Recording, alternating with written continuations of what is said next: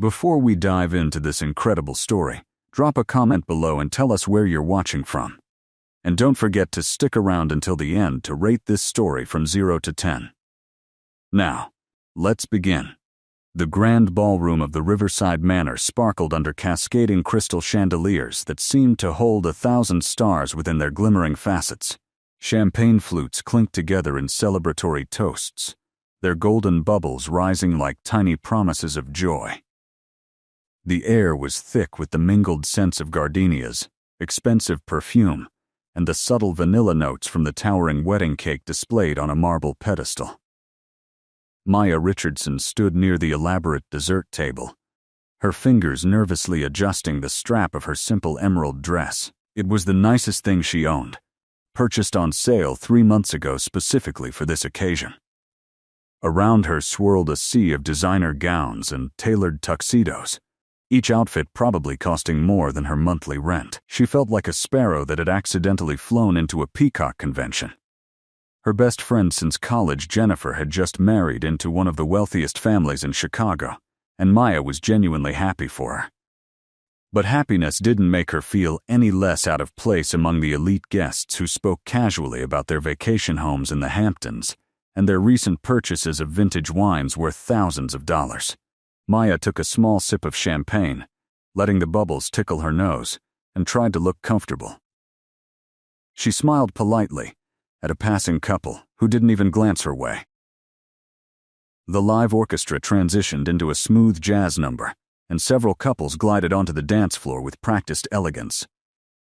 Maya watched them with a mixture of admiration and envy.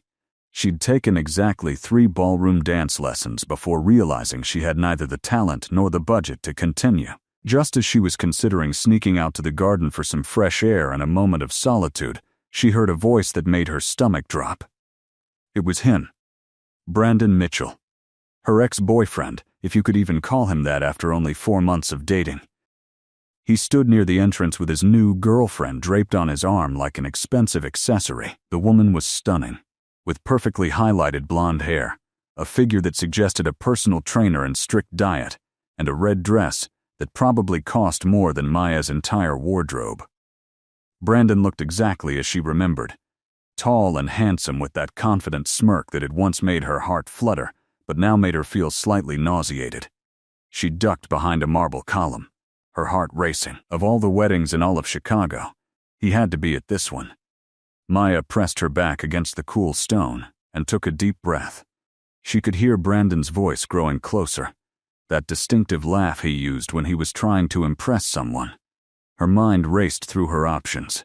She could hide in the bathroom for the rest of the reception, but that seemed cowardly and impractical.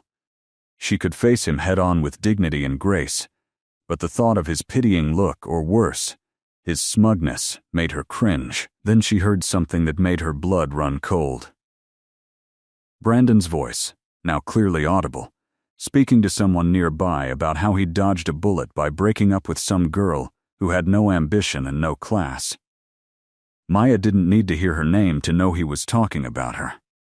Heat flooded her cheeks, a mixture of embarrassment and anger. Without thinking, acting purely on wounded pride and desperate impulse, Maya stepped out from behind the column and grabbed the arm of the nearest man passing by. He was tall, she registered that immediately, and wearing an impeccably tailored charcoal suit that fit him like it had been designed specifically for his broad shoulders and lean frame.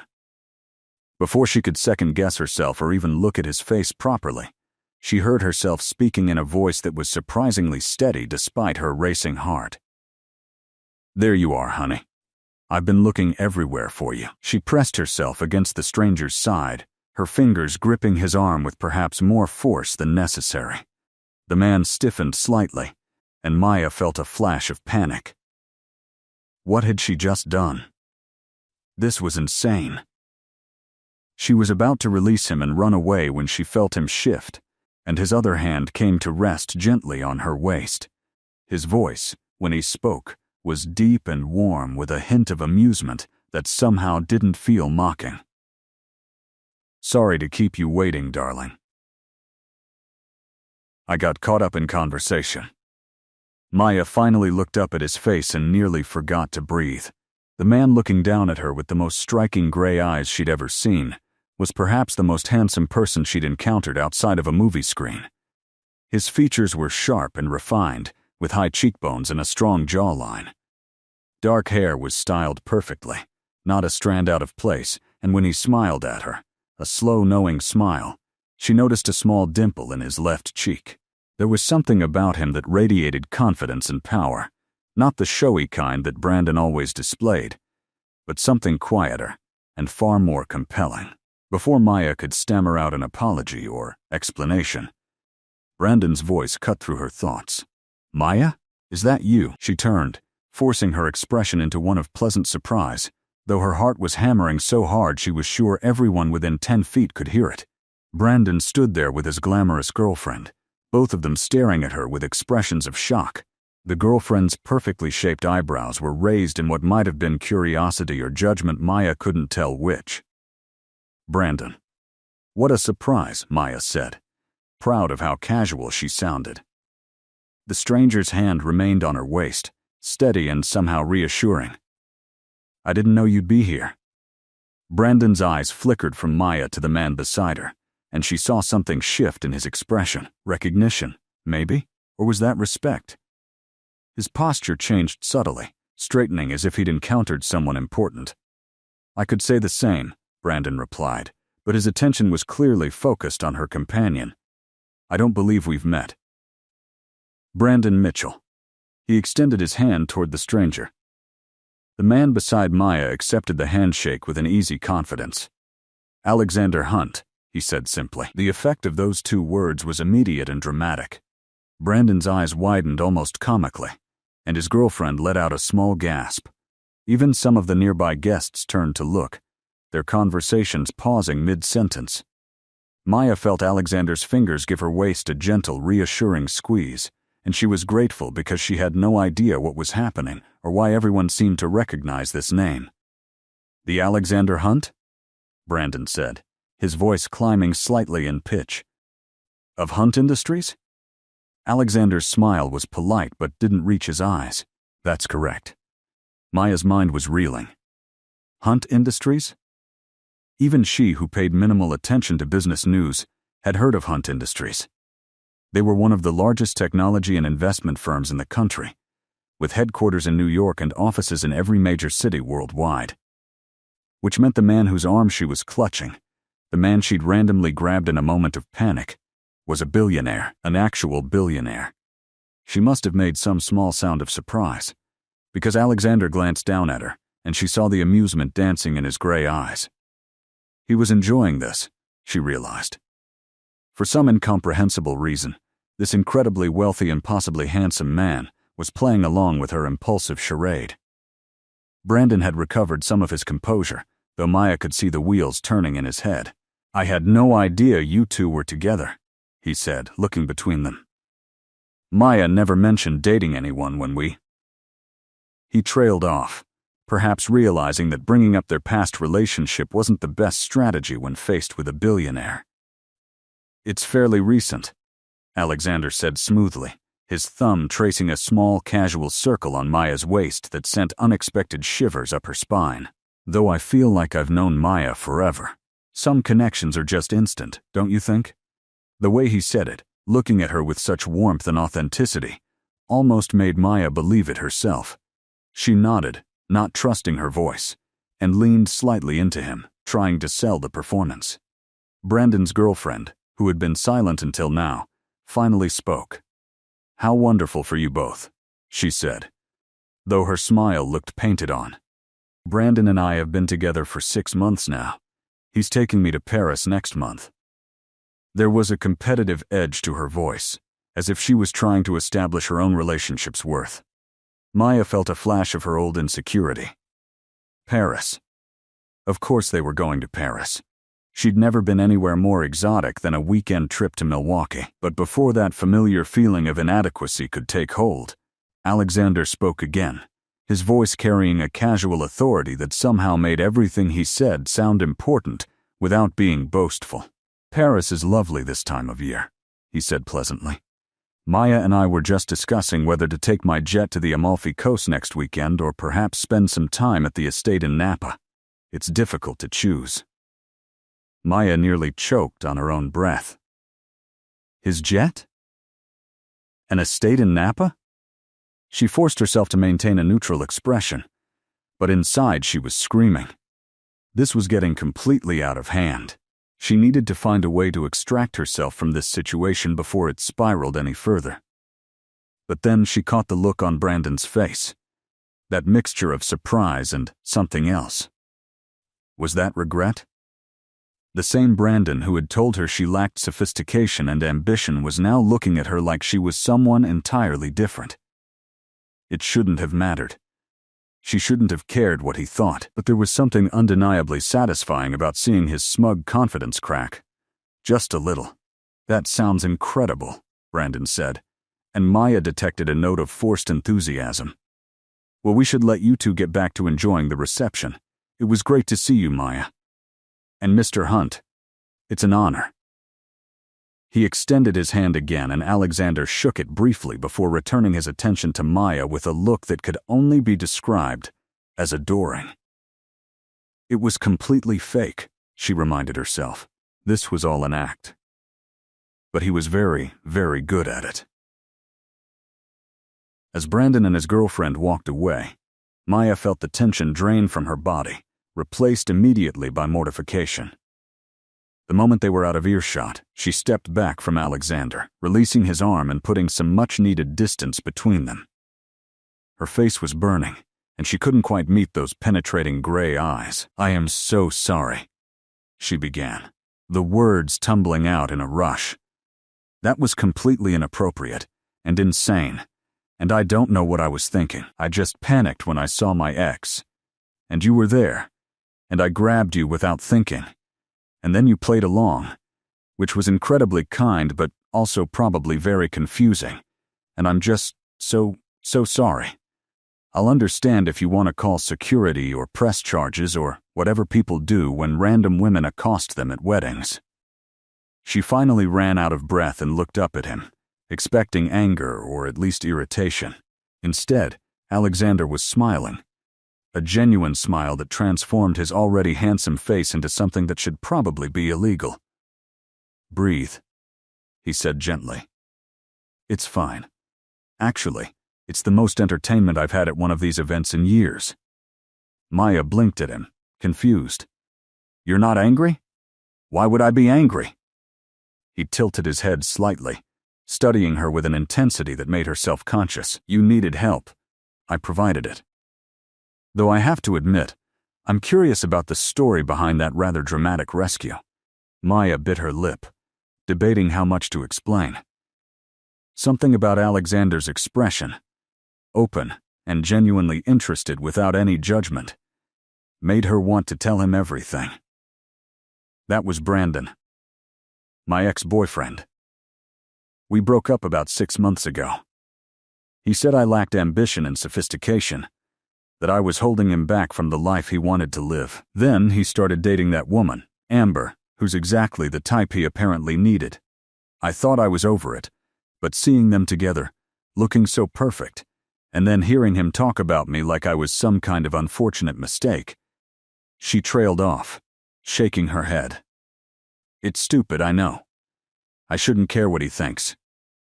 "It's not stupid," Alexander said firmly. "And for what it's worth, he's an idiot." The simple statement, delivered with such certainty, made Maya laugh despite herself. "You don't even know me. Maybe I really am lacking in ambition and sophistication. You're at your best friend's wedding, clearly uncomfortable but here anyway, because you care about her. You stood up for yourself when you could have hidden, and you have enough self-awareness to recognize when you've done something impulsive." Alexander's smile turned slightly mischievous. Plus, anyone who can think that quickly on their feet and rope a complete stranger into a fake relationship has plenty of ambition in my book. Maya felt warmth spread through her chest at his words. It had been a long time since someone had said anything that genuinely made her feel good about herself. "Thank you for playing along," she said softly. You really saved me from what would have been an incredibly awkward conversation. My pleasure, Alexander replied. Though I should probably mention that now half the wedding knows you're supposedly dating Alexander Hunt. Your friend Jennifer is going to have questions. Maya's eyes widened in horror. She hadn't thought about that. Jennifer would absolutely hear about this, probably within the next 10 minutes, knowing how fast gossip traveled at events like this. Oh no, she groaned. Jennifer's going to think I've lost my mind. Or she'll think you've upgraded significantly from Brandon Mitchell, Alexander suggested with a grin. Before Maya could respond, a distinguished older gentleman approached them, his silver hair perfectly groomed and his tuxedo clearly custom-made. He nodded respectfully to Alexander. Excuse me, Mr. Hunt. I don't mean to interrupt, but I wanted to introduce myself. Thomas Brennan. I'm on the board of Brennan Financial. I've been hoping to discuss potential partnership opportunities with Hunt Industries. Alexander's expression remained pleasant, but Maya noticed a slight tension in his shoulders. Mr. Brennan, this is a social event.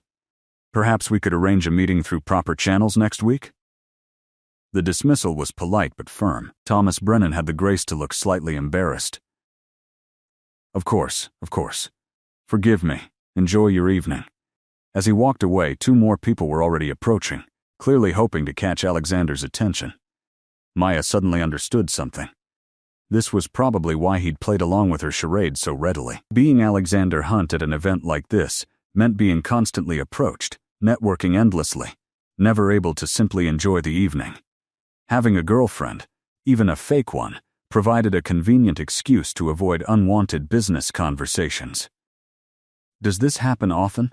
She asked quietly. Alexander sighed, a tired sound that made him seem suddenly more human and less like the untouchable billionaire everyone else saw every single event. Sometimes I think people forget that these gatherings are supposed to be celebrations, not networking opportunities. It's exhausting. Maya made a decision. If he'd helped her avoid awkwardness with Brandon, she could return the favor. As another eager-looking businessman started heading their way, she stepped closer to Alexander and took his hand, lacing her fingers through his. His hand was warm and strong, and she tried not to think about how perfectly her smaller hand fit in his. What are you doing? Alexander asked, surprise flickering across his features. Returning the favor, Maya said. Come on, boyfriend. Let's dance. She tugged him toward the dance floor before he could protest, though she wasn't sure he would have. The orchestra was playing a slow, romantic melody, and Maya suddenly realized she'd perhaps not thought this through completely. Dancing with Alexander meant being close to him, meant his arms around her, meant pretending an intimacy she definitely wasn't prepared for. But it was too late to back out now. Alexander pulled her gently into his arms, one hand settling on her waist while the other held her hand properly. He moved with the kind of practiced ease that suggested extensive dance lessons, probably from childhood. Maya tried to follow his lead, grateful that the steps were simple enough that she wouldn't embarrass herself completely. You're a good dancer, Alexander murmured, his breath warm against her ear. I'm really not, Maya admitted. I'm just following your lead. You make it easy. That's the secret to good partnership, he said. Finding someone whose strengths complement your weaknesses. There was something in his tone that suggested he wasn't just talking about dancing. Maya looked up at him, finding his gray eyes already fixed on her face. This close, she could see tiny flecks of silver in his irises and the faint lines at the corners of his eyes that suggested he smiled often, despite the serious persona he projected. Why did you really play along earlier? She asked. You could have just walked away, let me deal with my own mess. Alexander was quiet for a moment, guiding her through a gentle turn before answering. Honestly? Because you looked terrified but determined, and there was something admirable about that.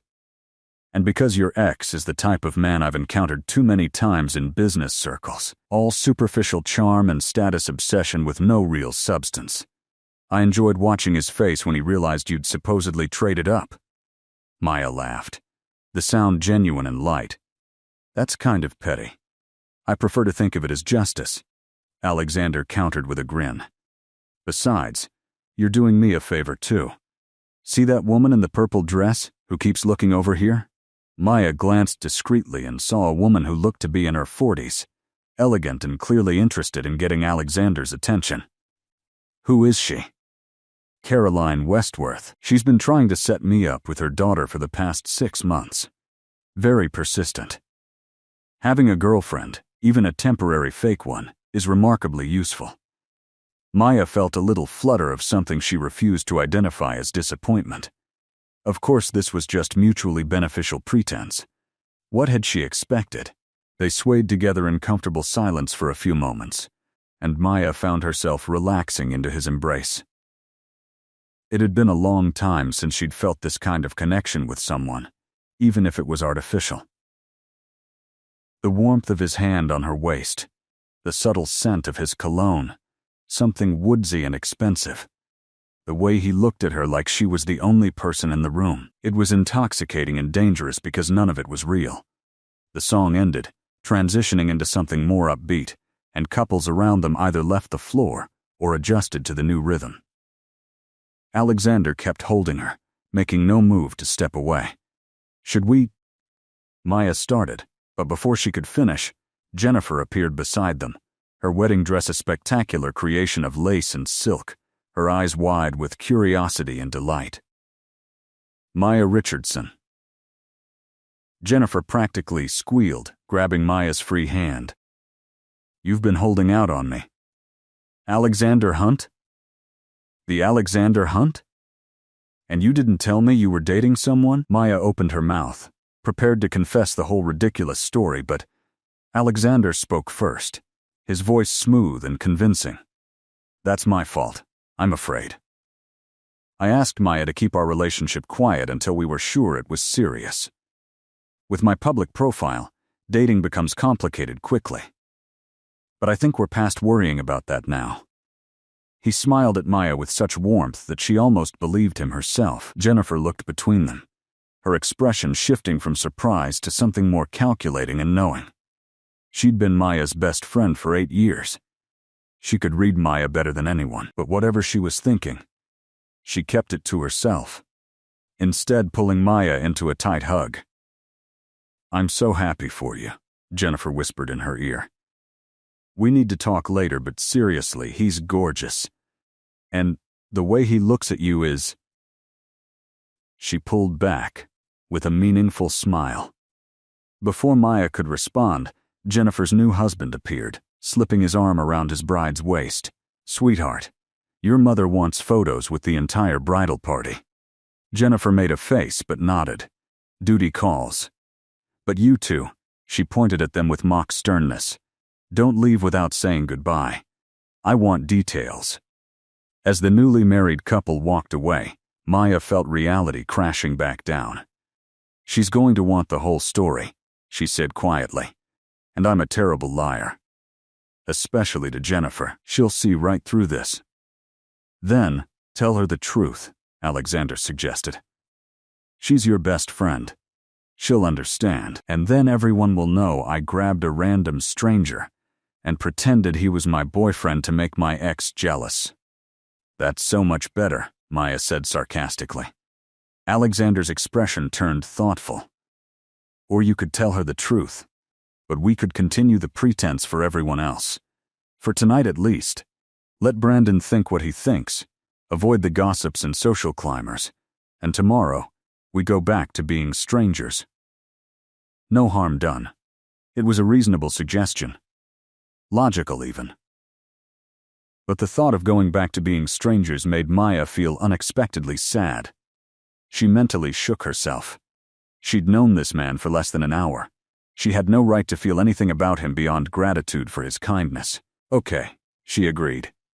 For tonight. But I should probably know a few things about my fake boyfriend. Where did we meet? How long have we been dating? What's your favorite food? Jennifer will definitely ask questions, Alexander laughed. a rich sound that made several women nearby turn to look at him with interest. Let's get some air and work out our story. The terrace should be quieter. He offered his arm, and after a moment's hesitation, Maya took it, letting him guide her through the crowd toward the French doors that led outside. The terrace was indeed quieter, with only a few couples scattered around, enjoying the mild evening air and the view of the city lights stretching out below. The hotel was on the 20th floor, and from here, Chicago looked like a carpet of twinkling stars. Alexander led her to a corner where ornamental plants provided a bit of privacy, and they leaned against the stone balustrade, the sounds of the reception muted behind them. So, Alexander began, his expression amused. Let's build our backstory. Where did we meet? Maya thought for a moment.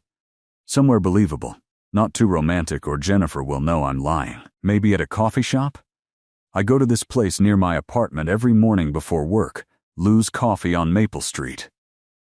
Lou's, Alexander repeated, nodding. I can work with that.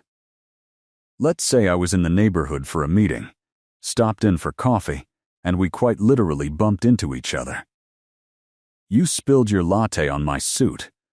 Why would I spill coffee on you? Maya protested. That makes me look clumsy. It makes you look human and gives us a memorable first meeting, Alexander countered. And I insisted on buying you another coffee to replace the one you spilled, which led to conversation, which led to me asking for your number. Despite herself, Maya smiled at the scenario. It was the kind of meet-cute that happened in romantic comedies, not in real life, but it was sweet. Okay. And how long have we been dating? 3 months, Alexander said immediately. Long enough to be serious, but recent enough that it makes sense your friends might not know yet. We've been keeping it quiet because of my work situation. Maya nodded, appreciating his quick thinking. And your favorite food? Italian, he said. Specifically my grandmother's lasagna recipe, but since she passed away 5 years ago, I've been on a quest to find a restaurant that comes close. So far, unsuccessful. The way he mentioned his grandmother, with genuine affection and a hint of sadness, made Maya's heart squeeze. It was the first truly personal thing he'd shared, a glimpse beneath the polished exterior of Alexander Hunt, billionaire CEO. I'm sorry about your grandmother, she said softly. Alexander smiled, though it didn't quite reach his eyes. Thank you. She was an incredible woman, immigrated from Italy with nothing, built a successful restaurant with my grandfather. She taught me that money isn't what makes you rich, it's the people you love and the impact you make. Maya studied him with new appreciation. That's beautiful, and not what I expected a billionaire CEO to say. What did you expect? He asked, turning to face her fully genuine curiosity in his expression. She shrugged, feeling a little embarrassed. I don't know. Something about market dominance or quarterly profits? Alexander laughed. Well, I do care about those things too. But they're means to an end, not the end itself. Hunt Industries started because my grandfather wanted to create jobs in their neighborhood, wanted to give people opportunities they wouldn't otherwise have. As it grew, that mission got lost sometimes. I've been trying to bring it back, refocus on sustainable practices and employee welfare rather than just profit margins. It doesn't always make me popular with the board, but it helps me sleep at night. Maya realized she was staring at him, with what was probably an incredibly sappy expression, but she couldn't help it. Everything she thought she knew about wealthy businessmen was being challenged by this man who seemed genuinely kind and thoughtful beneath his polished exterior. What about you? Alexander asked, pulling her from her thoughts. What's your story, Maya Richardson? Besides having terrible taste in ex-boyfriends, of course. She laughed at that, then took a breath, deciding to be honest. I'm an elementary school teacher, 3rd grade. I work at Lincoln Elementary on the south side. It's not glamorous, and it definitely doesn't pay well, but I love it. Those kids, they're why I get up every morning. Some of them come from really tough situations, and if I can make their day a little better, teach them something useful, show them that someone cares, then that matters. Alexander's expression softened as she spoke, and she saw something shift in his eyes. Respect, maybe. That's remarkable, he said quietly. Truly, teachers don't get nearly enough credit for the work they do. Brandon didn't think so, Maya said before she could stop herself. He thought it was a waste of my potential. Said I should go into corporate training or educational consulting. Something that would make real money and connect me with the right kind of people. The bitterness in her voice surprised her. Brandon is an idiot, Alexander said again, with even more conviction than before. There's nothing wrong with ambition or wanting financial success, but not at the cost of doing work that matters to you. Money without purpose is just numbers in an account. What you're doing, shaping young minds, giving kids a foundation that has impact that ripples forward for generations. That's real wealth. Maya felt tears prick her eyes and blinked them back quickly. Thank you, she managed. You have no idea how much I needed to hear that. They stood in comfortable silence for a moment, the night air cool against Maya's skin. From inside, she could hear the band striking up another song, and laughter drifted out through the open doors. It felt surreal, standing here with this incredible man, having this unexpectedly deep conversation. She should probably go back inside, mingle with the other guests, do the normal wedding things. But she didn't want to. She wanted to stay right here, in this moment, even though she knew it couldn't last. Can I ask you something? Alexander said, breaking the silence. Maya nodded. Why did you really grab me earlier? I mean, I understand wanting to avoid your ex, but you could have just walked away, found a different part of the reception to be in. Why the dramatic gesture? Maya considered the question, trying to understand her own motivations.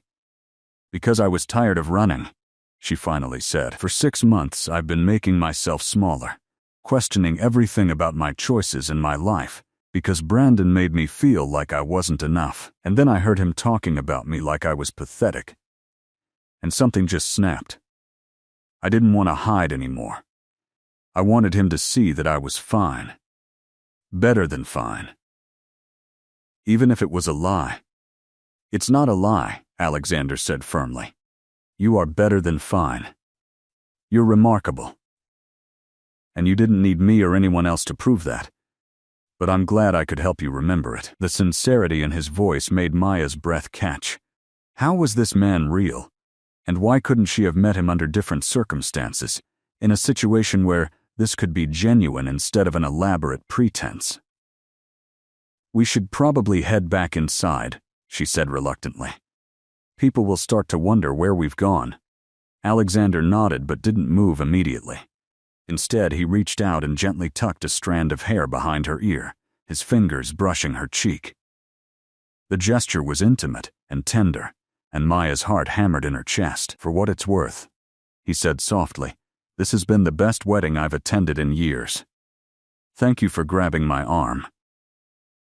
Maya smiled, trying to ignore the way her entire body seemed to be humming from that brief touch. Thank you for not having me arrested. They walked back inside together, and immediately the atmosphere shifted. Eyes turned toward them, and Maya could feel the weight of attention and speculation. Whispered conversations followed in their wake. Alexander must have noticed her tension because he leaned down and whispered in her ear, his breath sending shivers down her spine. Just remember, we're madly in love. Try to look like you can't keep your hands off me. Maya stifled a laugh, some of her nervousness dissipating. That shouldn't be too difficult, she muttered, then froze, realizing what she'd just said out loud. Alexander's eyes sparkled with amusement. Was that you staying in character? Or was that real? Character, Maya said quickly, her cheeks burning. Definitely character. Very committed to the role. Of course, Alexander agreed, but the smile playing at his lips suggested he didn't quite believe her. The rest of the evening passed in a blur of introductions and performances. Alexander kept Maya close, his hand often resting on her lower back or holding hers. To any observer, they looked like a couple completely smitten with each other. And the scary part, Maya realized, was that she wasn't entirely acting anymore. She genuinely enjoyed his company, his sharp wit and surprising humor. The way he listened when she talked, really listened, like her opinions and stories mattered. The way he deflected attention from himself to make her feel included in conversations with people far wealthier and more influential than she'd ever imagined meeting. Brandon and his girlfriend kept their distance, though Maya caught Brandon staring several times with an expression she couldn't quite read. Regret? Disbelief?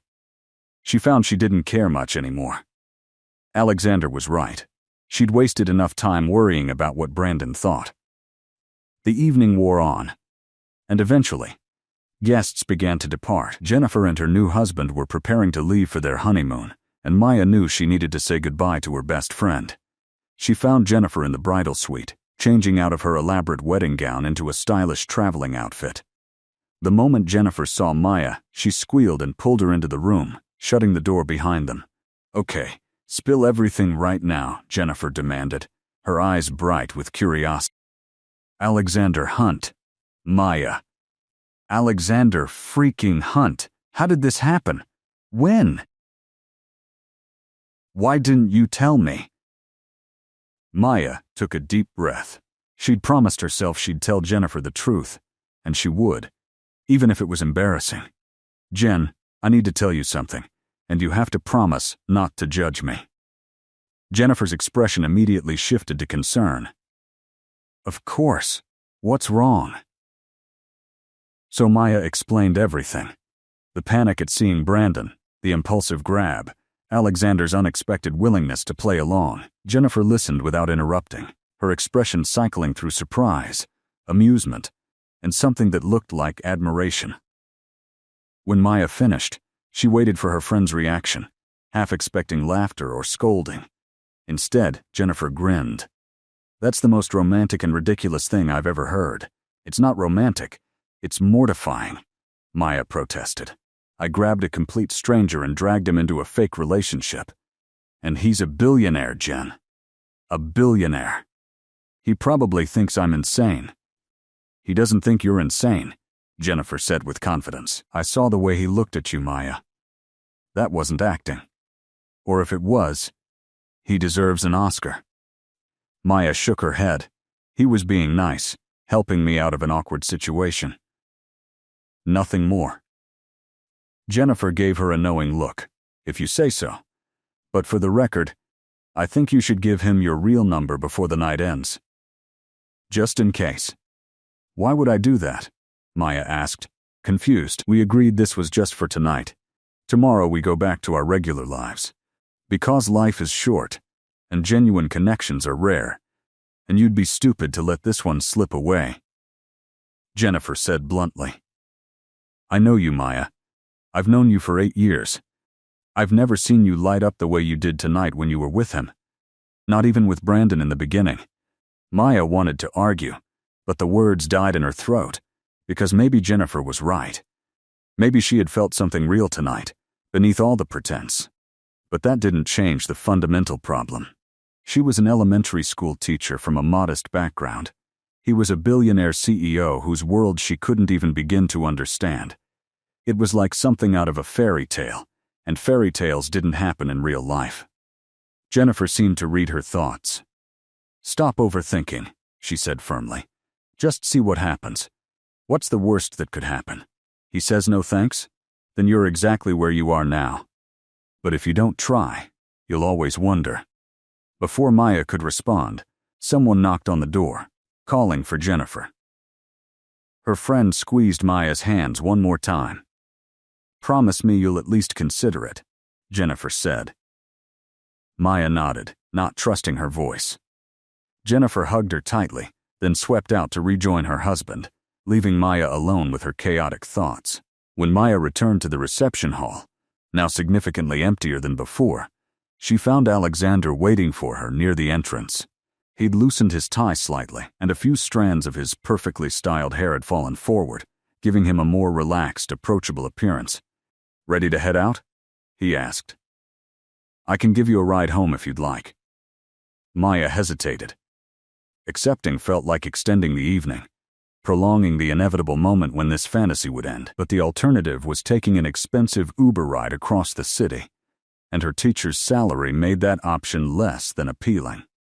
"That would be great, thank you," she said. Alexander's car turned out to be a sleek black Mercedes, understated but clearly expensive. A driver was waiting, and he opened the door for Maya with professional courtesy. She slid into the leather seat, and Alexander followed, the door closing them into the quiet, intimate space. As the car pulled away from the hotel, Maya gave the driver her address, self-consciously aware of how modest her neighborhood would seem compared to wherever Alexander lived. They drove in silence for a few minutes, the city lights sliding past the windows. Maya searched for something to say, some way to acknowledge the evening and thank him properly, but everything that came to mind sounded inadequate or awkward. Alexander spoke first. "Can I confess something?" Maya turned to look at him, curious. "This may sound strange, but tonight was one of the best evenings I've had in years, and I know it started as a charade, but I genuinely enjoyed spending time with you, Maya. You're smart and funny and refreshingly honest." Maya's heart was doing complicated gymnastics in her chest. "I enjoyed spending time with you too," she admitted. "More than I expected to, honestly. You're not what I thought a billionaire CEO would be like." "What did you think I'd be like?" he asked with a half smile. "Arrogant, disconnected, only interested in money and power?" "Maybe," Maya said sheepishly. "But you're none of those things. You're kind and thoughtful, and you actually listen when people talk. That's rarer than you might think." Alexander was quiet for a moment, and when he spoke again, his voice was softer, more vulnerable than she'd heard it all evening. "Most people see the title and the money before they see me. It's refreshing to meet someone who doesn't care about any of that." "I wouldn't say I don't care," Maya teased gently. "Your jet to the Amalfi Coast sounded pretty nice." He laughed, the sound filling the car's interior. "I did lay that on a bit thick, didn't I? For what it's worth, I do actually have a house in Napa. The jet was an exaggeration." "So you're only moderately wealthy? Not obscenely wealthy?" Maya joked. "I'm devastated. I might have to break up with my fake boyfriend." "Please don't," Alexander said, and there was something in his tone that made it sound less like a joke and more like a genuine request. "I've grown quite attached to my fake girlfriend." Maya's breath caught. The car was slowing down, she realized. They were already on her street, approaching her modest apartment building. Reality was intruding on their temporary fantasy, and she felt a surprising pang of loss. The driver pulled up to the curb, and Alexander glanced out at the building. "This is you?" Maya nodded, suddenly self-conscious. Her apartment building was old, but well-maintained. Nothing fancy but clean and safe. It probably looked like a shoebox compared to wherever Alexander lived. "It's not much, but it's home." "It looks perfect," Alexander said, and he sounded sincere. The driver came around to open the door, but neither of them moved immediately. Maya knew she should thank him, say goodbye, step out of the car, and this magical evening. Instead, she found herself speaking the thoughts that had been circling her mind for the past hour. "Can I ask you something? And I want an honest answer." Alexander nodded. "Of course, if we had met differently, under normal circumstances, would you have given someone like me a second glance? Or was tonight just an entertaining diversion from your usual life?" It was a vulnerable question, and Maya half regretted asking it. But she needed to know. She needed to understand whether the connection she felt had been entirely one-sided. Alexander's expression became serious, and he shifted in the seat to face her fully. "Maya, if we'd met under normal circumstances, I would have considered myself incredibly lucky to get your phone number. Tonight wasn't a diversion. It was a reminder that the best things in life often happen when you're not planning them." Maya felt tears threatening again. But these were different from the earlier ones. These were the bittersweet tears of something beautiful that couldn't be. "I should go," she said quietly, not wanting to but knowing she needed to before she did something stupid like ask him to come inside or declare feelings that made no sense after knowing someone for a few hours. Maya. Alexander reached out and gently caught her hand. I know this started as a pretense, and I know we come from very different worlds. But I'd like to see you again, really see you, not as a social experiment or a fake relationship, but as two people getting to know each other. Would you be open to that? Maya's heart felt like it might burst. You want to date me? Actually date me? Yes, Alexander said simply. If you're willing to take a chance on your fake boyfriend becoming a real one. Maya laughed, a slightly hysterical sound that was half joy, half disbelief. This is insane. You know that, right? We barely know each other. Then let's get to know each other, Alexander said. Have dinner with me tomorrow, or coffee, if dinner feels like too much pressure. Let me take you to Lou's on Maple Street, and we can reenact our fictional first meeting. It was crazy. It was impulsive. It was everything practical Maya would normally talk herself out of. But hadn't tonight already been filled with impulsive decisions? And hadn't those decisions led to one of the best evenings of her life? Okay. She heard herself say, coffee tomorrow. But I'm buying, since I apparently spilled my latte on you during our first meeting. Alexander's smile was radiant. Deal. Give me your number and I'll pick you up at 10? Maya rattled off her number, watching as he entered it into his phone. He immediately sent her a text, so she'd have his number too. The reality of what she'd just agreed to was starting to sink in, along with a flutter of nervousness. I should warn you, she said, feeling like honesty was important. My life is pretty ordinary. I grade papers and plan lessons. I eat takeout more often than I should. My apartment is small, and I have a cat named Mr. Whiskers who's extremely judgmental. It's not glamorous. Sounds perfect, Alexander said. And I should warn you that my life can be complicated. There are demands on my time, public attention that comes with my name, expectations from people who think they have a say in my personal life. It's not always easy. We'll figure it out, Maya said, surprising herself with her certainty. Alexander squeezed her hand gently, then lifted it to his lips, pressing a soft kiss to her knuckles. The gesture was old-fashioned and romantic, and it sent warmth flooding through Maya's entire body. Good night, Maya Richardson, he said softly. Thank you for an unforgettable evening. Good night, Alexander Hunt, Maya replied. Thank you for being the best fake boyfriend a girl could ask for. She stepped out of the car, and the driver closed the door behind her. The Mercedes pulled away from the curb, and Maya stood on the sidewalk, watching until the taillights disappeared around the corner. Then she let out a breath she hadn't realized she'd been holding and practically floated up to her apartment. Mr. Whiskers greeted her at the door with his usual indifferent meow, and Maya scooped him up, dancing around her small living room with the cat held against her chest. You won't believe what happened tonight, she told him. Mr. Whiskers looked supremely unimpressed, but Maya didn't care. She set him down and pulled out her phone, looking at the new contact she'd added. Alexander Hunt. With a real phone number and a date tomorrow. It still felt like a dream.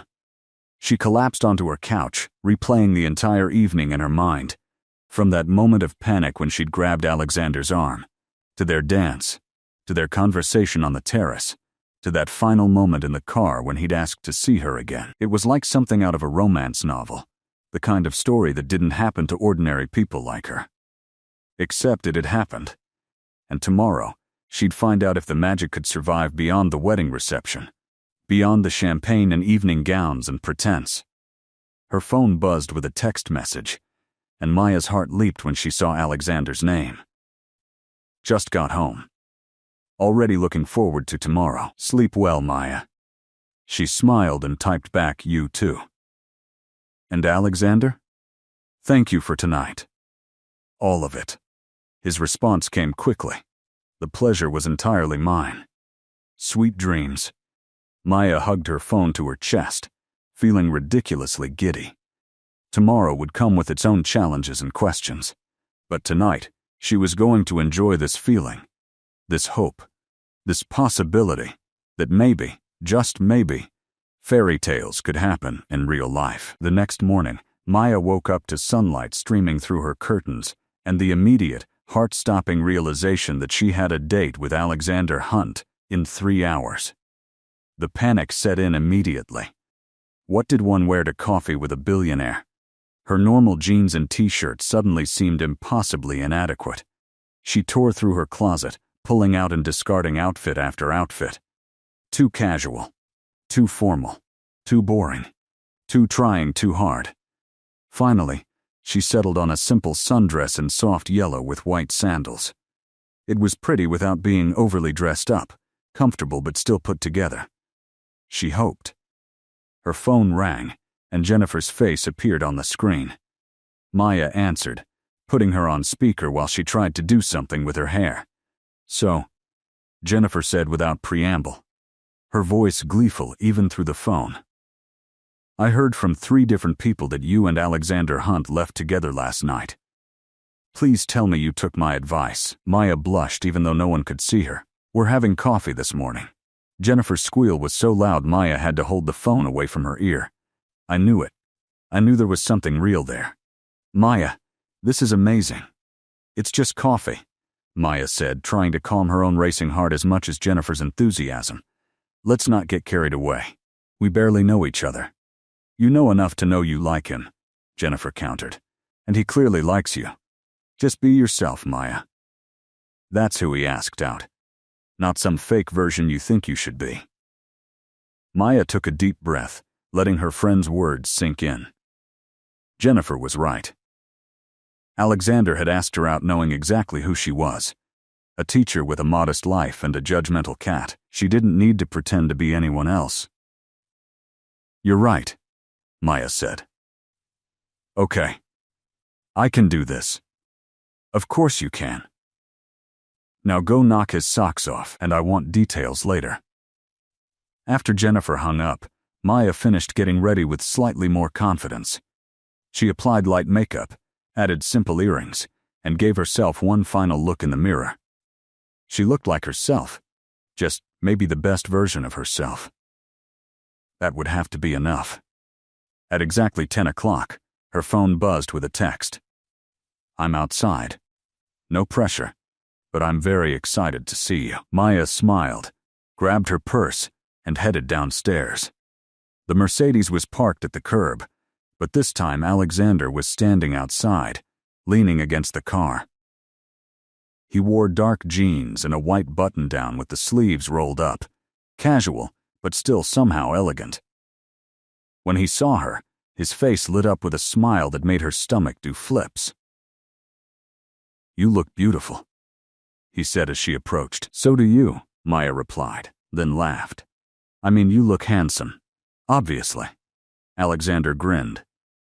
"I'll take beautiful. Shall we?" He opened the car door for her, and Maya slid inside, her nervousness mixing with excitement. Lou's coffee was only about 10 minutes away, and during the drive, they chatted easily about mundane things. How Maya had slept, whether Mr. Whiskers had forgiven her for coming home late, what Alexander typically did on Sunday.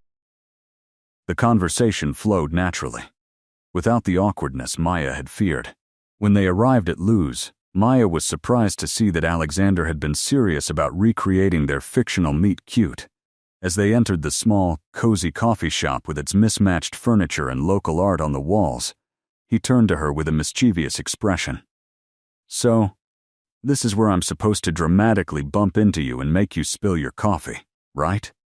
Maya laughed. "Please don't. I actually like this dress." "Wise decision," Alexander agreed. "Let's skip the property damage and go straight to the part where I buy you coffee." They ordered at the counter, Maya getting her usual caramel latte, and Alexander trying the shop's signature blend. Lou, the owner, a friendly man in his 60s who'd been serving Maya her morning coffee for 3 years, gave Alexander an appraising look, but was gracious enough not to comment on Maya's unusual companion. They found a table by the window, and Maya wrapped her hands around her warm mug, feeling some of her nervousness dissipate. This was nice. Normal. Just two people having coffee and conversation. "I have a confession," Alexander said after they'd been chatting for a while. "Last night, after I dropped you off, I did something I probably shouldn't have." Maya's eyebrows rose. "That sounds ominous." "I looked you up," he admitted. "Online. I wanted to know more about you. Make sure I wasn't misreading what I felt during our evening together." Maya wasn't sure how to feel about that. "And what did you find?" "That you have very little social media presence, which is refreshing. But I did find an article about your school's literacy program that you developed. The one that pairs struggling readers with high school mentors? The article said it's been incredibly successful and other schools are looking to replicate it." Maya felt her cheeks warm. She was proud of that program, had worked hard to get it off the ground, but hearing Alexander mention it made it feel more significant somehow. "It's just trying to help kids who need extra support," she said modestly. "It's innovative and making a real difference," Alexander corrected. "And it confirms what I already knew. You're remarkable at what you do." "Did you look up anyone else from last night?" Maya asked, partly to deflect attention from herself, and partly out of curiosity. Alexander's expression turned slightly rueful. "If you're asking whether I looked up your ex, yes. I wanted to understand what kind of person would let someone like you go." Maya felt a flutter in her chest at his words. "And what did you discover?" "That Brandon Mitchell works in his father's real estate firm, posts constantly about his lifestyle on social media, and seems primarily concerned with appearances and status." Alexander's tone was neutral, but Maya detected a hint of disdain. "He's exactly the type I deal with in business. All surface and no substance. I'm glad you're not with him anymore." "Me too," Maya said, realizing with some surprise that she meant it completely. Whatever lingering hurt or insecurity she'd felt about Brandon had evaporated. She'd spent 6 months questioning herself, wondering if he was right about her lacking ambition and sophistication. But sitting here with Alexander, who valued her work and her character over superficial achievements, she finally saw clearly that Brandon's judgment said everything about him, and nothing about her actual worth. "Can I ask you something?" Maya ventured, feeling brave. "Last night you said you've been trying to refocus Hunt Industries on its original mission, on sustainability and employee welfare. Has that been difficult?" Alexander leaned back in his chair, considering the question. "Extremely. When my grandfather passed and I took over as CEO 5 years ago, the company had grown massive. We were profitable, but at the cost of things that mattered. Employees were overworked and underpaid. We were cutting corners environmentally because it was cheaper. I started making changes, and I faced resistance from board members who only cared about quarterly earnings. I've had to replace several people, fight battles that would have been easier to avoid. But it's been worth it.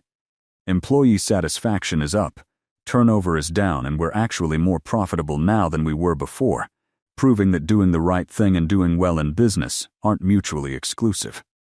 Maya listened, fascinated. This was a side of Alexander the public probably never saw. The struggles and convictions behind the headlines. "That takes real courage," she said. "It would have been easier to just maintain the status quo." "Easier, yes. But I wouldn't have been able to look at myself in the mirror," Alexander replied. "My grandparents built something meaningful. I owe it to their legacy, and to every person who works for Hunt Industries to make sure we're a force for good, not just another corporation extracting value." They talked for over 2 hours, their coffee growing cold as conversation ranged from serious topics to silly stories. Maya told him about the time one of her students tried to smuggle an entire litter of puppies into class for show and tell. Alexander shared a story about accidentally starting a minor international incident during his first year as CEO by unknowingly insulting a cultural custom during negotiations in Japan. The more they talked, the more Maya felt that initial connection deepening. Alexander was smart and driven, yes, but also funny and self-deprecating. He asked genuine questions about her work and seemed sincerely interested in her answers. He didn't try to impress her with his wealth or connections. He was just himself, and that self was someone Maya found herself genuinely liking more with each passing minute. Finally, Lou came by their table with an apologetic smile. "I hate to interrupt, but we're closing for a private event. You two lovebirds need to find another spot." Maya glanced at her phone and was shocked to realize it was already past 1 o'clock. They'd been here for over 3 hours. "I'm sorry," she said to Alexander. "I didn't realize how long we'd been sitting here." "Don't apologize," he said, standing and offering his hand to help her up. "Time flies when you're enjoying yourself. Have you had lunch?" Maya shook her head, and Alexander smiled. "Good, because I know a place that makes excellent Italian food. Not as good as my grandmother's, but close. Will you let me take you?" Maya knew she should probably be cautious, not spend the entire day with him, maintain some kind of boundary or mystery. But she didn't want to. She wanted to extend this day for as long as possible. "I'd love that," she said. The restaurant Alexander took her to was a small, family-owned place in Little Italy, the kind of spot you'd never find unless you knew about it. The owner greeted Alexander by name with genuine warmth, not the fawning deference Maya might have expected. They were seated at a cozy corner table with a red checkered tablecloth, and the smells coming from the kitchen made Maya's stomach rumble. Over pasta and wine, they continued their conversation. Alexander asked about her family, and Maya told him about her parents who lived upstate, both retired teachers themselves. Her dad taught history. Her mom, English literature. Growing up, their house had been full of books and lively dinner table debates about everything from politics to pop culture. "They sound wonderful," Alexander said. "I'd love to meet them sometime." The casual way he said it, like meeting her parents was a natural progression rather than a huge step, made Maya's heart skip. "They'd like you," she said, "though my dad would definitely grill you about your business practices and my mom would want to discuss whatever book she's currently reading." "I look forward to it," Alexander said. And Maya believed he meant it. They finished lunch and walked through the neighborhood, neither of them quite ready to end the day. Alexander pointed out places from his childhood, the park where his grandfather used to take him to feed ducks, the corner store where he'd bought candy with his allowance.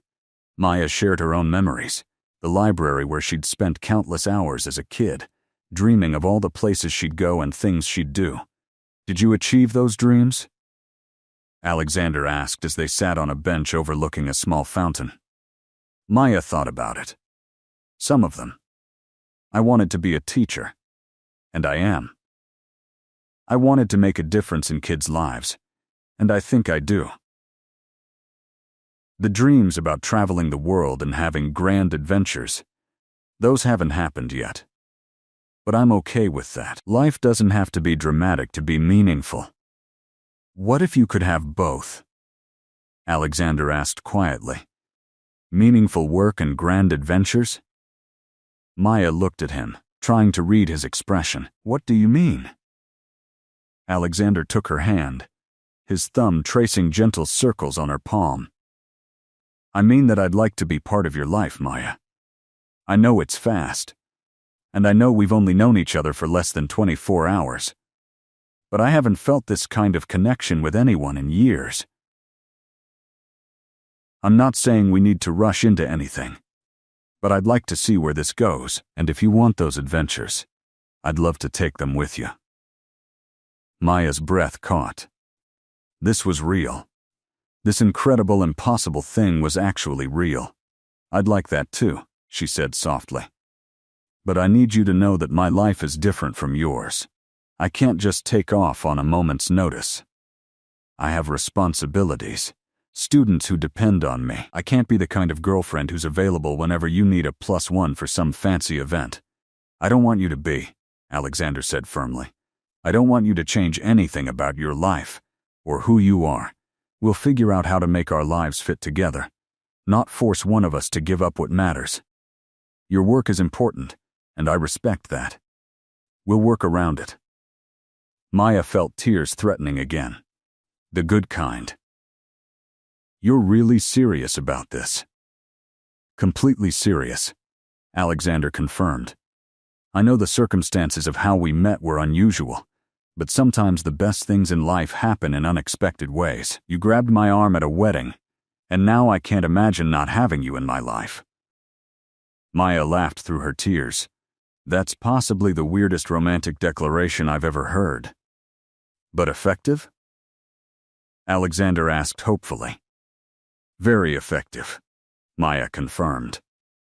Alexander's smile was brilliant, and then he was leaning closer, his hand coming up to cup her cheek. Maya's heart was racing as she closed the distance between them, and when their lips met, it felt like the most natural thing in the world. The kiss was gentle and sweet, full of promise and possibility. When they finally pulled apart, both slightly breathless, Alexander rested his forehead against hers. I should probably tell you, he murmured, that there's going to be media attention.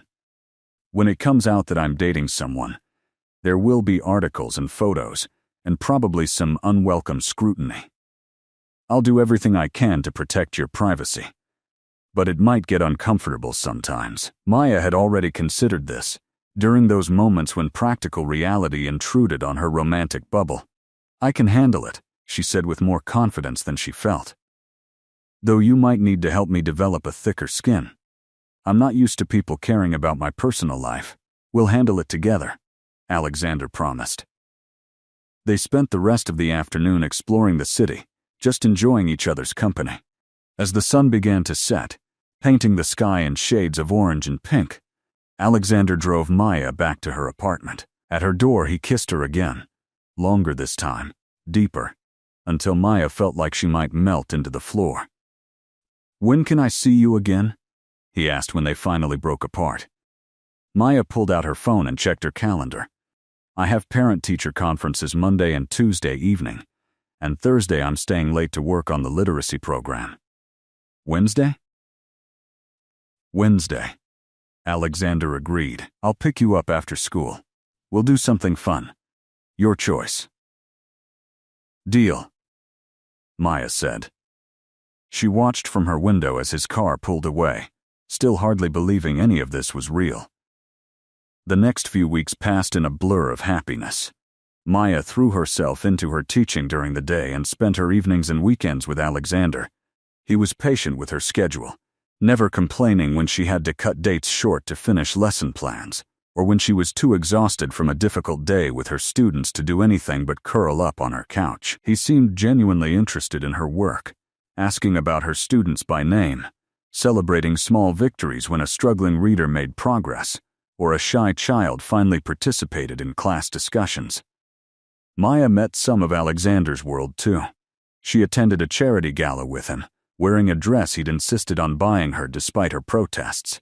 The event was overwhelming, full of people whose names she recognized from news articles and magazine covers. But Alexander never left her side, introducing her proudly and deflecting attention when he sensed she was getting uncomfortable. She met his mother, an elegant woman named Catherine, who looked at Maya with initial skepticism that gradually warmed as the evening progressed. Over dinner at Catherine's penthouse, Maya found herself discussing education policy and the challenges facing public schools. Catherine, it turned out, sat on the board of several educational foundations and was genuinely interested in Maya's perspectives. By the end of the night, Catherine had pulled Maya aside. I wasn't sure what to expect, she admitted. Alexander has dated before, but he's never looked at anyone the way he looks at you. Don't hurt him. I won't, Maya promised, understanding the protective instinct behind the words. He's important to me too. Catherine smiled then, a real smile that transformed her formal features. Good. Then welcome to the family. We're a bit much sometimes, but we mean well. Maya introduced Alexander to her parents the following weekend. They drove upstate to the small town where Maya had grown up, and she watched nervously as her father grilled Alexander about everything from business ethics to his intentions toward Maya. Her mother was more subtle but no less thorough in her assessment. By the end of the weekend, both her parents had given their approval. Her father pulled her aside as they were leaving. He's a good man, Maya Bear, he said, using his old nickname for her, different from what I expected. He respects you. And that's what matters most. Not everything was perfect, of course. There were challenges. The first time a paparazzi photo of them appeared online, Maya was shocked and a bit horrified to see herself analyzed in the comments section. Some people were supportive, but others were cruel, questioning why someone like Alexander was with a nobody teacher and speculating that she must be after his money. Alexander held her while she cried angry tears, then helped her understand that those voices didn't matter. The people who knew them, who saw their relationship, those were the only opinions worth considering. Maya's friends were wonderful, rallying around her and creating a buffer against the negative attention. Jennifer was particularly fierce in her protection, shutting down gossip and defending Maya to anyone who dared question her worth. There were practical challenges too. Alexander's schedule was demanding, full of meetings and travel that sometimes kept them apart for days at a time. Maya's own commitments meant she couldn't always be available when he had free time. They learned to communicate, to plan ahead, to make the most of the time they had together. 3 months into their relationship, Alexander showed up at Maya's apartment on a Friday evening with an unexpected proposal. "Pack a bag," he said, his eyes sparkling with excitement. "We're going on an adventure." "I have school Monday," Maya protested, even as excitement bubbled up inside her. "I've already arranged for a substitute," Alexander said. "Your principal owes me a favor after Hunt Industries donated those new computers to the school. Don't worry, it's all approved. Now pack. Comfortable clothes, hiking boots if you have them, and something nice for dinner." Maya was too excited to argue further. She threw clothes into a bag while Alexander played with Mr. Whiskers, who had surprisingly taken to Alexander despite his usual aloofness toward strangers. An hour later, they were on a private plane heading west. Alexander wouldn't tell her where they were going, just smiled mysteriously and told her to be patient.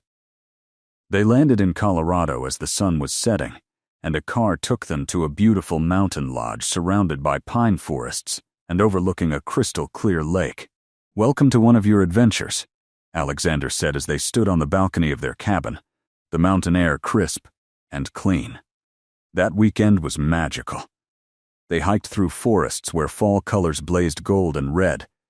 They had a picnic by the lake, feeding each other sandwiches and laughing at absolutely nothing. They talked for hours about everything and nothing, learning more about each other with every conversation. On Sunday morning, Alexander took her to a lookout point as the sun rose, painting the mountains in shades of pink and gold. "I want to show you the world," he said, holding her close as they watched the sunrise. "Not because I think your life needs improving, but because you deserve to experience everything you've dreamed of. Your work is important, and we'll always work around that. But during school breaks, on long weekends, whenever we can steal time, I want to take you places, show you things, create memories together." Maya turned in his arms to face him. "You've already given me so much." "I've given you plane tickets and nice dinners," Alexander said. "You've given me something far more valuable.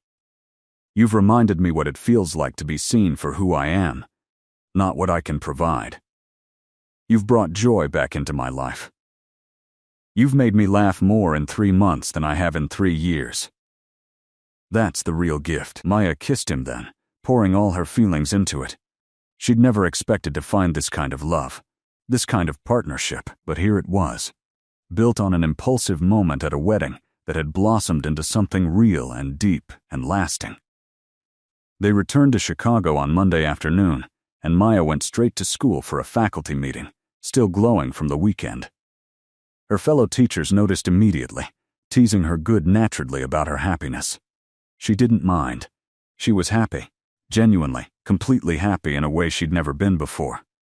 That evening she had dinner with Jennifer and filled her in on all the details of the weekend trip. Jennifer listened with a huge smile, occasionally squealing with excitement. "I told you," Jennifer said smugly when Maya finished. "I told you not to let him slip away. Best decision you ever made, grabbing that man's arm." Maya laughed. "You know what? You're absolutely right. Best impulsive decision." 6 months after that wedding, Maya and Alexander were still going strong. They'd navigated the challenges of their different worlds and found a rhythm that worked for both of them. Alexander had become a fixture at school events, showing up to help with the literacy program and genuinely connecting with Maya's students. Maya had learned to handle the public attention that came with dating Alexander Hunt, developing a grace and confidence she hadn't known she possessed. They'd traveled together during Maya's spring break, spending 2 weeks exploring Italy, eating amazing food and visiting the village where Alexander's grandparents had been born. Maya had never felt more alive than she did exploring ancient ruins and small coastal towns with Alexander by her side. But more than the grand gestures and exotic trips, it was the small moments Maya treasured most. Alexander showing up at her apartment with takeout after a difficult day, reading together on her couch, Mr. Whiskers purring between them, Alexander attending her students' end-of-year performances, cheering as loudly as any parent, Maya surprising him at his office with lunch when she knew he was stressed about a big deal. 1 year after the wedding where they'd met, Jennifer invited them to an anniversary party. As they got ready in Maya's apartment, now expanded slightly with some of Alexander's things, Maya couldn't help but reflect on how much had changed. "Nervous about seeing Brandon?" Alexander asked, adjusting his tie in the mirror. He'd noticed her distraction. Maya considered the question and realized with some surprise that she wasn't nervous at all. "No," she said honestly. "I'm grateful to him, actually." Alexander raised an eyebrow. "That's generous of you." "I mean it," Maya insisted. "If he hadn't been at that wedding, if I hadn't felt that moment of panic, I never would have grabbed your arm. I never would have met you. Sometimes the worst things lead to the best things." Alexander pulled her close, kissing her forehead. "In that case, I'm grateful to him too. Though I'd still like to believe we would have found each other somehow. Some connections are just meant to be." At the party, Maya and Alexander were relaxed and happy, completely comfortable with each other. Brandon was there with yet another new girlfriend, and when they crossed paths, the interaction was brief and cordial. Maya felt nothing but indifference toward her ex. Any remaining hurt or anger long since faded. What she felt instead was profound gratitude for how things had worked out. Later in the evening, Jennifer pulled Maya onto the dance floor. Just the two of them. "I have to tell you something," Jennifer said, her eyes sparkling with mischief. "Do you remember that night when you grabbed Alexander?" "Kind of hard to forget," Maya replied with a laugh. "Well, I may have had something to do with that," Jennifer admitted. "I saw you looking panicked when Brandon walked in, and I saw Alexander standing alone looking bored. I might have mentioned to him that my best friend was having a tough night and could use a friendly face nearby. I didn't tell him to play along with your scheme. That was all his choice. But I might have inadvertently set things in motion." Maya stared at her best friend in shock, then burst out laughing. "You meddler. This whole time I thought it was random chance. The best love stories always have a little help from friends," Jennifer said. "Are you mad?" Maya hugged her tightly. "I could never be mad about something that brought me this much happiness. Thank you, Jen, for everything." As the evening wound down, Alexander found Maya on the balcony, looking out at the city lights just as she had a year ago at this same venue. He wrapped his arms around her from behind, and she leaned back into his embrace. "What are you thinking about?" he asked. "About how much can change in a year," Maya said. "How one impulsive moment can alter the entire trajectory of your life. A year ago, I was hiding from my ex, feeling small and inadequate. Now I'm standing here with you, feeling like the luckiest person alive." "I'm the lucky one," Alexander murmured into her hair. "You took a chance on me, on us. You let me into your life and showed me what really matters. I love you, Maya Richardson. I've loved you since that first night when you grabbed my arm and looked at me like I was a lifeline."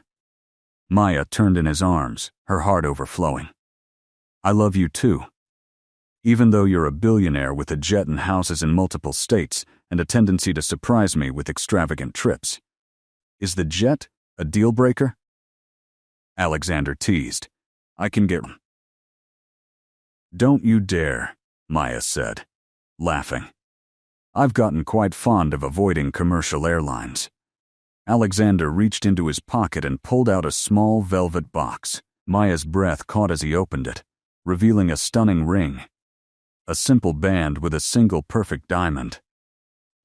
I know we said we'd take things slow, Alexander said, his voice slightly nervous for the first time in months. And I know conventional wisdom says a year isn't very long. But I've never been more certain of anything in my life. Maya, will you marry me? Will you let me spend the rest of my life showing you how extraordinary you are? Will you be my adventure partner? My best friend? My everything? Tears streamed down Maya's face as she nodded vigorously. Yes, she managed to say. Yes, absolutely yes. Alexander slipped the ring onto her finger, and it fit perfectly, just like everything about them. He kissed her deeply, and around them, the party erupted in cheers. Jennifer had apparently been watching from the window and had alerted everyone to what was happening. But Maya barely noticed. All she could focus on was Alexander, this incredible man who had appeared in her life in the most unexpected way and changed everything. They pulled apart finally, both grinning like fools, and Maya looked down at the ring sparkling on her finger. You know, she said, wiping away happy tears, if anyone had told me a year ago that grabbing a random stranger's arm would lead to this, I never would have believed them. Lucky for both of us that you're impulsive, Alexander said. Lucky for both of us that you played along, Maya countered. Alexander kissed her again, softer this time, full of promise and love. I'll always play along, for the rest of our lives. You grabbed the wrong guy's arm and claimed I was your boyfriend, and it turned out to be the most right-wrong choice either of us ever made. Maya laughed through her tears. The billionaire who played along perfectly. That should be the...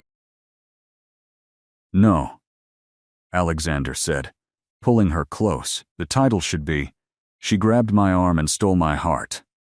That's the real story.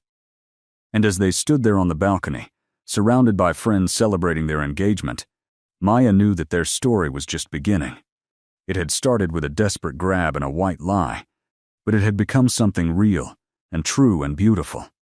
Sometimes the best love stories begin with the most unexpected moments, and sometimes grabbing the wrong person turns out to be exactly right. The end. Drop a comment with your rating from 0 to 10 and tell us which part was your favorite. Thanks for reading.